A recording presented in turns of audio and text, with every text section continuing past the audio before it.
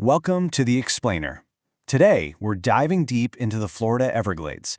Something really strange is happening there, an ecological crisis that honestly sounds like it's straight out of a movie.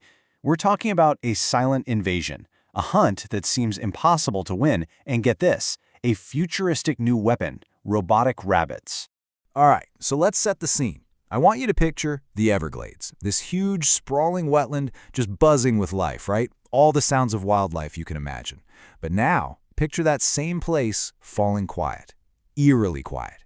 Because across the Everglades, animals that should be everywhere are just disappearing. Something is out there, stalking the swamp, and it's throwing the whole ecosystem completely out of whack. So what's behind this deadly silence? Well, let's meet the culprit.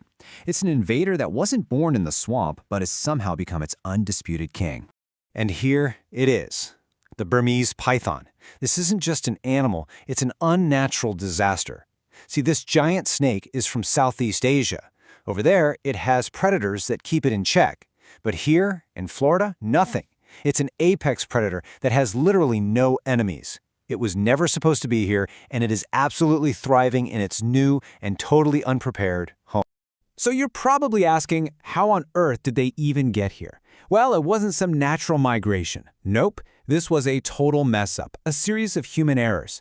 It all started back in the 80s, when these pythons became super popular exotic pets. The problem? Those cute little snakes grew up. We're talking 15-foot-long predators that people just couldn't handle anymore. So some of them got released into the wild. And then, to make matters way worse, in 1992, Hurricane Andrew tore through the area and destroyed reptile warehouses, letting dozens more escape. For the pythons, the warm, wet Everglades was basically paradise. And this is why their population just exploded. A single female, just one, can lay between 50 and 100 eggs every single year.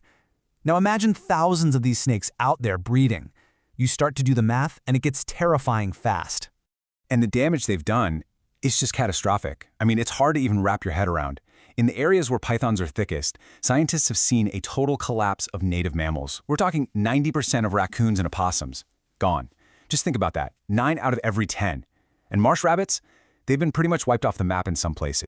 And it's not just the small stuff. Oh no, these pythons are so big and so effective, they are literally rewriting the food chain. They're eating bobcats, foxes, even full-grown deer. They've even been caught on camera fighting and, yes, eating alligators. The alligator, the original king of the swamp. So here's the bottom line. We caused this. Humans created this absolute disaster. And now we're locked in this desperate fight to try and fix it. A fight that a lot of people think is completely unwinnable. Okay, so how do you even begin to fight an enemy that's practically invisible? The strategy has had to evolve big time. As people realized just how massive this problem was, the hunt got more and more sophisticated. I mean, they've tried just about everything. First, back in 2013, they launched the Python Challenge, basically a big public hunt. The result? 1,600 hunters caught a grand total of 68 snakes. Not great. So then, in 2017, they brought in the pros, paid experts. But the Everglades is just huge, way too big to cover. They got clever and tried using Judas snakes, pythons with radio trackers that would lead them to other snakes. It worked a little, but only for the easy-to-find ones. They even trained detector dogs, but the swamp is just a brutal place. The heat, the water, it was just too much for them. And this really frustrating reality started to sink in. You know, these snakes are absolute masters of camouflage. They blend in perfectly in this huge wild place you can barely get to. For every single snake they managed to catch, hundreds, maybe thousands more were hatching deep in the swamp. It was like trying to empty the ocean with a teaspoon. It just wasn't working. This feeling of desperation, the feeling that they were losing, pushed scientists to a really controversial, kind of ethically tricky idea. And this was a major turning point in the whole fight. The logic was, well, it was brutally simple. They knew pythons loved eating marsh rabbits. They'd already wiped most of them out. So the thinking was, what if we use that instinct against them? What if we use the rabbits themselves as live bait to draw the snakes out of hiding? And you know what? It worked. Like, it really worked.